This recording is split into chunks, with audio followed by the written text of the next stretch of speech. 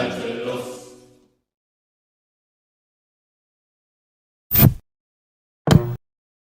Working men have no country. National differences and antagonisms between peoples are vanishing gradually from day to day, owing to the development of the bourgeoisie, to freedom of commerce, to the world market, to uniformity in the mode of production and in the conditions of life corresponding thereto. The supremacy of the proletariat will cause them to vanish still faster. United action, of the leading civilized countries at least, is one of the first conditions for the emancipation of the proletariat. As communists, we firmly believe in internationalism. This statement alone is uncontroversial. However, the broader implications of such an idea have led to many debates within our movement. Is nationalism compatible with internationalism and communism? Should communists support national liberation? Is there such a thing as proletarian nationalism, as opposed to bourgeois nationalism? Let's start by examining why communists are internationalists. Our belief isn't born out of a moral conviction, but rather an absolute necessity in the establishment of the communist mode of production. World revolution is an unavoidable precondition of communism. In the absence of a world revolution, the national revolution is isolated and dies. We've seen this in every single attempt at socialism in one country without fail. From the USSR, to China, to the DPRK, the reasons for this phenomena are twofold. First, any attempt at socialism in one country will face intense pressure from the international capitalist system.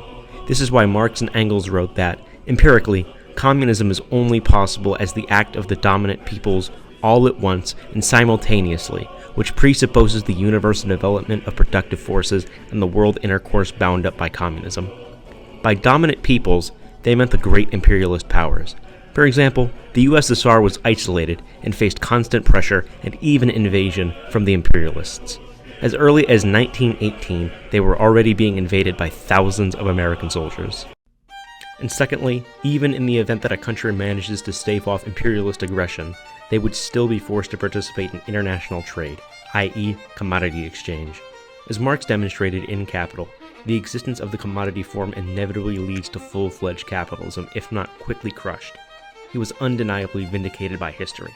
The USSR was forced to resort to reforms, with perestroika, and their eventual full-fledged collapse and liberalization, and China was forced to do the exact same with their great reform and opening up. Contrary to what some people will tell you, China is only pushing these liberal reforms further, not walking them back. This is why Xi Jinping wrote that the third plenary session of the 18th CPC Central Committee changed the market's role in allocating resources from basic to decisive. This is why the communist revolution must be a world revolution, and why communists must also be internationalists. This is also why Karl Marx called for permanent revolution in his 1850 address of the Central Committee to the Communist League. According to Marx, it is our interest and our task to make the revolution permanent until all the more or less propertied classes have been driven from their ruling positions, until the proletariat has conquered state power, and until the association of the proletarians has progressed sufficiently far, not only in one country, but in all the leading countries of the world, that competition between the proletarians of these countries ceases, and at least the decisive forces of production are concentrated in the hands of the workers. He went on to conclude that the proletariat themselves must contribute the most to their final victory, by informing themselves of their own class interests, by taking up their independent political position as soon as possible, by not allowing themselves to be misled by the hypocritical phrases of the democratic petty bourgeoisie into doubting for 1 minute the necessity of an independently organized party of the proletariat. Their battle cry must be the permanent revolution. Therefore, undisputedly, communists are internationalists. A revolution must be made permanent until the final victory of the international working classes. The interests of any national movement are subordinate to the interest of the international movement. This is why in the Manifesto of the Communist Party, Marx wrote that the communists are distinguished from the other working class parties by this only. In the national struggles of the proletarians of the different countries, they stand out and bring to the front the common interests of the entire proletariat, independently of all nationality, in the various stages of development which the struggle of the working class against the bourgeoisie has to pass through. They always and everywhere represent the interests of the movement as a whole. It is for these reasons that in inter-imperialist wars, the communists choose to support neither side, instead opting for revolutionary defeatism. We wish to turn imperialist wars into class wars against the bourgeoisie of both powers. This is what the revolution in Russia was. The class-conscious workers successfully turned the imperialist war of the First World War into a war against their own capitalists. Let's take the Russo-Ukrainian War, for example. On February 24, 2022, Russia launched its full-scale invasion of Ukraine. Russia is clearly engaging in imperialism, even according to the justifications given for this invasion by their apologists.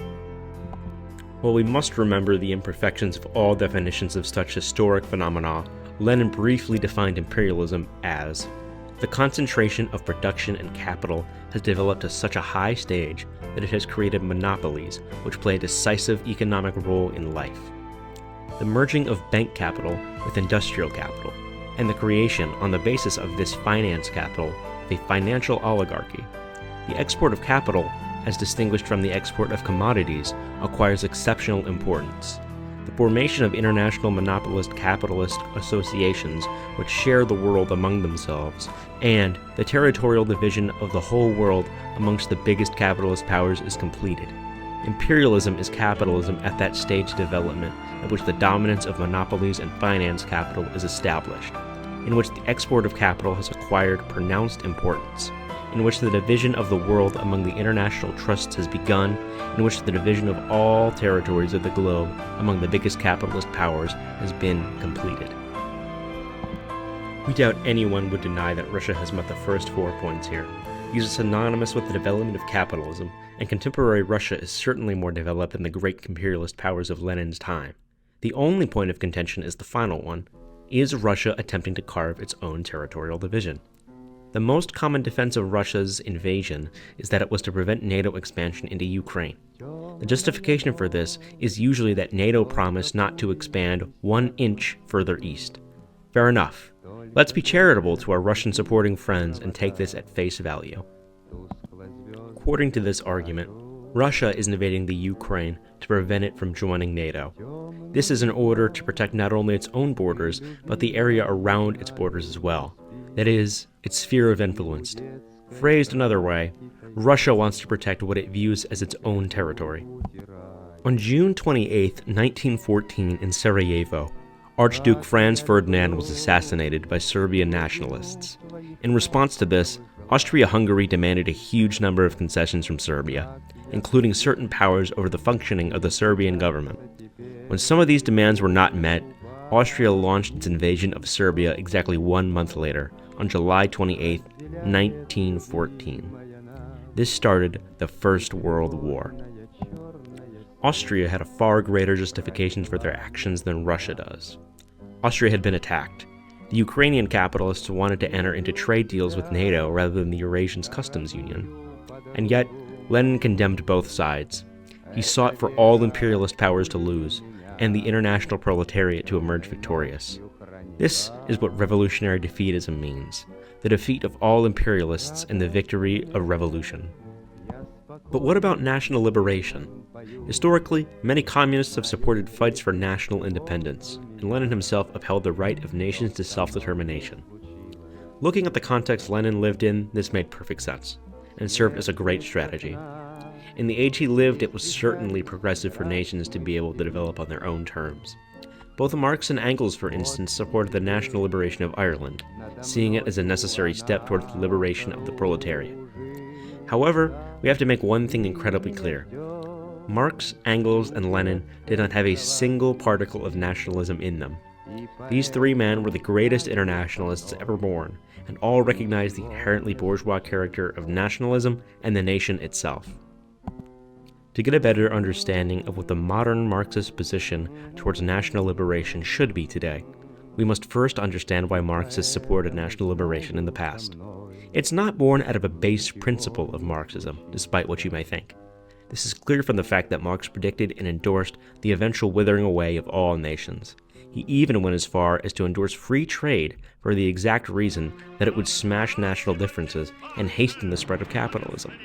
He declared that the protective system of our day is conservative, while the free trade system is destructive.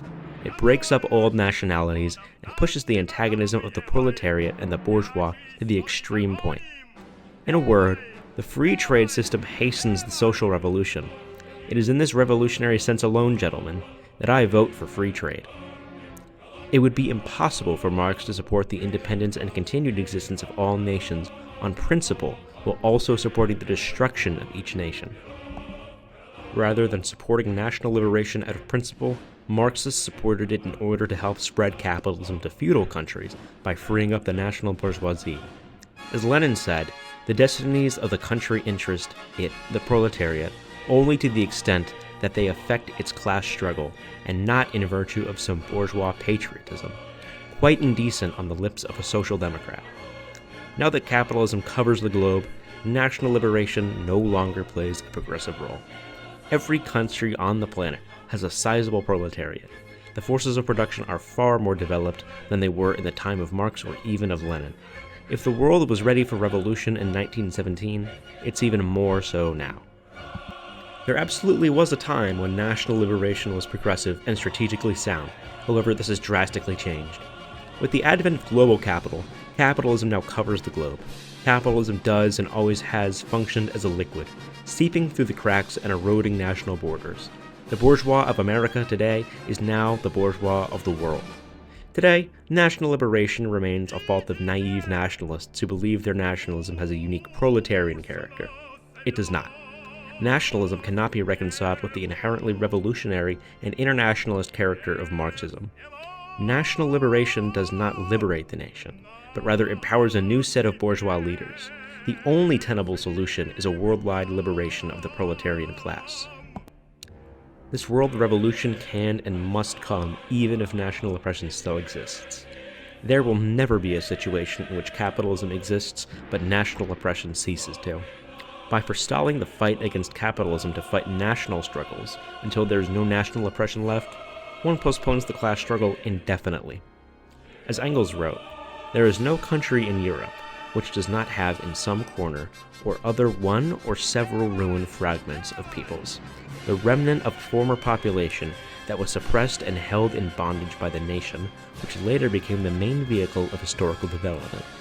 These relics of a nation mercilessly trampled underfoot in the course of history, as Hegel says, these residual fragments of peoples always become fanatical standard-bearers of counter-revolution, and remain so until their complete extirpation or loss of national character, just as their whole existence in general is itself a protest against some great historical revolution. Some examples he gives of these fragmented peoples are the Gaels, Basques, and Bretons. Were we to insist on national independence for the Basques as well as every other oppressed nation before a proletarian revolution, we would never get around to said revolution. Let's take the current situation in Palestine as an example of a national liberation movement receiving support from a great number of communists. It's also a relatively unique example. Israel is a settler colonial project. This is not disputed even by the father of Zionism, Theodor Herzl, who said as much in a letter to Cecil Rhodes. For this reason, we will not waste time proving that Israel is engaging in settler colonialism. Since October 7, 2023, the Israeli government has been massacring tens of thousands of innocent Palestinians. Yes, this was in response to an attack that killed Israeli civilians. This does not, however, change the fact that the Israeli response undoubtedly constitutes genocide. According to the UN Genocide Convention, even when provoked, the intentional targeting of a civilian population can still be considered a genocide, and the circumstances surrounding the act have no bearing on guilt. It is commendable and perfectly understandable why a Palestinian would join the resistance against their genocide. And to be perfectly clear, one would have to be insane to ever condemn them for doing so. But in the long term, what is the solution here? An unfortunate truth of the situation is as follows. There can be no solution to this conflict under capitalism. By its very nature, it's impossible. Somehow, this remains a controversial opinion even among communists, but nevertheless, it remains the truth. The will of the Palestinian people to resist settler colonialism and genocide is incredibly commendable, but we cannot lie to ourselves. The Israeli state is propped up and puppeteered by the most powerful bourgeois dictatorships on earth, and even a united axis of resistance does not stand a chance in hell. Israel does not control international capital, as anti-Semites like to claim. Capital controls Israel, as it controls every other bourgeois state. Under capitalism, there remains two options for the Palestinian people: a death march against the entire capitalist imperialist world, or take a seat and allow their own genocide. Both are unacceptable. There remains one single option: an international proletarian revolution. It is a matter of fact that there is one single solution to the Palestinian struggle and all national liberation struggles. Their hopes cannot lie with national bourgeois revolutionaries, but only with the international proletarian revolution. Let's briefly review everyone's favorite bourgeois distraction: third worldism. What exactly is third worldism? Simply put, it's the belief that the working classes of the first world are inherently anti-revolutionary, and only a united periphery can somehow defeat the global bourgeoisie. To anybody with a brain, the mistakes that lie with this line of thinking should be clear. Third worldism accepts the campist view of the world, pitting proletarians against each other due to the perceived impossibility of the revolution in the imperial core. Now, there is merit to the idea that the workers have been pacified through concessions and false consciousness, but the belief that revolution is impossible completely ignores the material realities Marx outlines in his analysis of capitalism. Let's be abundantly clear. Nationalism, including for the imperial periphery, is a bourgeois construct. The nation itself is a bourgeois construct. The proletariat has no country, no nation, and no borders. To pretend that the entire proletariat of the First World are a labor aristocracy and therefore incapable in acting in the general interest of the working classes is unscientific nonsense. Third worldism is a fundamentally anti-Marxist idea, a particularly pathetic one at that, attempting to divide the global proletariat and rejecting class struggle. We recognize the universal nature of class struggle as Marxists, and repudiate the bourgeois nationalist tendencies found in third worldism. As communists and as proletarians, we have the most difficult task the world has ever seen: the liberation of the entire human race. We all agree on this fact at the very least, but adopting the correct tactics and upholding a truly revolutionary line is crucial. We can't let ourselves be poisoned by bourgeois ideology.